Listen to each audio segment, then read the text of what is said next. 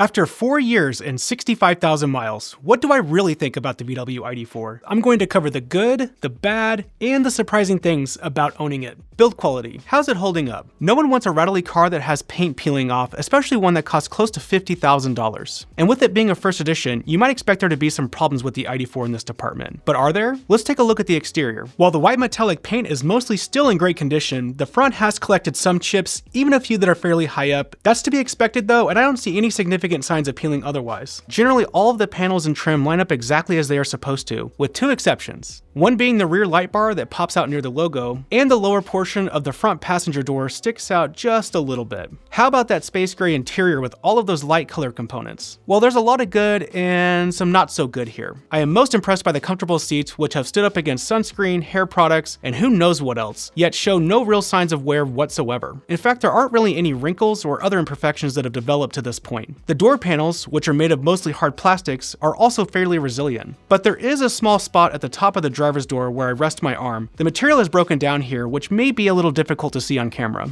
The gloss black trim pieces look about as good as you could hope. That is to say, they have a ton of micro scratches. The one big exception to the mostly new looking interior is the real leather steering wheel, which was included in all first edition ID4s. Discoloration is really starting to show, and it's seen better times. Moving over, I bought a high quality protector for the beautiful infotainment screen for about 40 bucks. A complete no-brainer to reduce glare and keep it looking brand new. Now, for a really important question, just how bad does this thing rattle and squeak? Well, knock on wood, the ID4 is still whisper quiet going down even the roughest roads. I have very little to complain about in the build quality department. Volkswagen did a great job, especially for a first edition model. Maintenance and reliability issues. Okay, so the build quality is solid, but the ID4 breaks down and has to go to the dealership for service every other month, right? Truthfully, this is the one area where this EV has more than met my expectations. As far as maintenance goes, I've changed the tires once and the cabin air filter and wiper blades every year. That's literally it. In my last inspection report, there were some pretty crazy things in here too. For example, they listed my brake pads as being brand new, and there are no major services recommended for many more years. Once I swapped out the OEM tires, which lasted around 20,000 miles, for the more robust Michelin Cross Climate 2s, which I highly recommend by the way,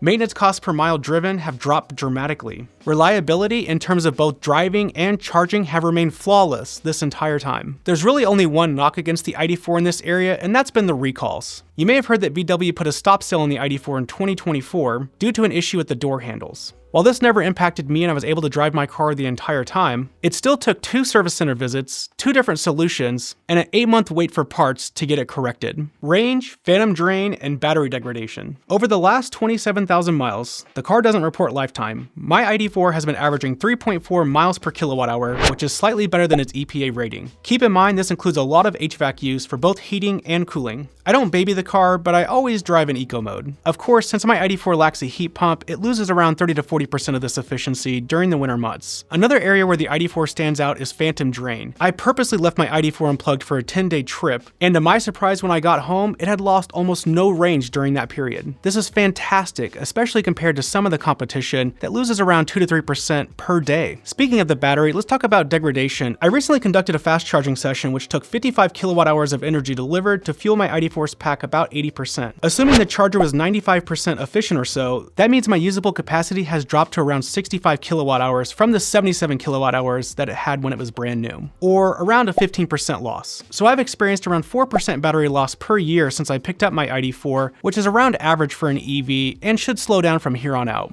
Is the software experience better?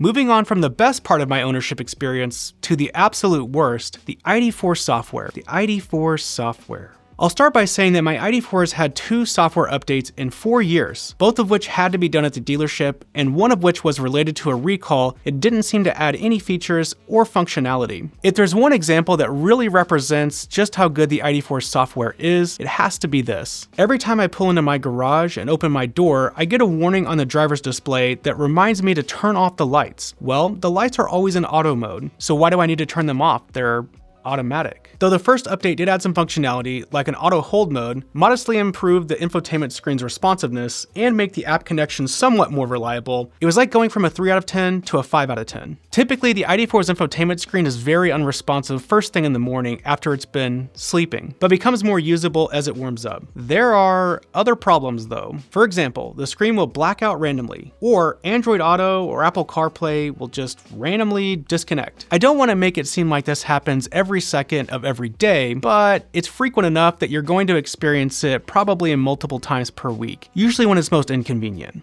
One of the updates also came with this profile selector, which appears every single time you get into the car, even if you only have one profile. You have to acknowledge it or it'll just stay there the entire time you're driving. A viewer gave me a tip that if you reset the software and don't set up a profile, this screen won't appear, but it's still annoying that you have to do that. As far as the app goes, it still lacks basic functionality like being able to lock and unlock the car remotely. At this point, I've given up on the ID4 software ever really getting better. Though the newer models are improved, it's still towards the bottom of the list in my opinion. Charging experience. Though I initially used the level 1 cable that came with the car that added around 3 miles of range per hour, I recently moved and now have access to a level 2 NEMO 1450 outlet. And wow, it has made a huge difference. I use Lectron's level 1 and level 2 combo charging cable because it's one of the fastest portable devices on the market and adds between 30 to 36 miles of range per hour to the car. Since it also has a level 1 adapter for regular wall outlets, I no longer have to bring 2 separate cables with me on road trips. Equipment like this can cost $300, but since level 2 charging is so much more efficient than level 1, you'll get all of your money back and more over the lifetime of your vehicle. As far as public charging goes, some things have gotten better and some things have gotten worse. The ID4 itself isn't the fastest charging EV on the market, but it's not slow either, taking around 35 to 45 minutes to complete a 10% to 80% charging session. There are many more fast charging stations than there were 4 years ago. At the same time, there are a lot more EV drivers needing to use these stations. On the weekends and during the holidays, there's usually a 2 to 3 car wait for many of them. I get around this by planning destination chargers into my trips. These typically level 2 chargers can be much less expensive or often free to use, and can be found at places like shopping malls or hotels. I have an adapter so my ID4 can use Tesla destination chargers, which are more common and reliable, and I highly recommend that you pick one up as well. VW EVs are supposed to gain access to the broader Tesla supercharger network here in the next few months, but we're not quite there yet. Random things I don't like. The driver's door has 2 window switches and a touch-sensitive rear button that changes the operation to the back windows. This is a terrible design that causes me to constantly roll down the rear windows accidentally. The windows also get out of sync randomly and will roll down when you try to roll them up. The ID4 has touch-sensitive buttons everywhere, including the base of the infotainment screen and on the steering wheel. It can be hard to know exactly what button you are pushing, and they are easy to accidentally activate. Ugh. The gloss black strikes again, as both the base of the infotainment system and the center console will reflect the sun into your eyes at various times. The silver dashboard trim does as well. Thanks to the slow software, the parking sensor warnings can be very delayed, making them almost useless at times. The pedestrian awareness sound is high-pitched and whiny.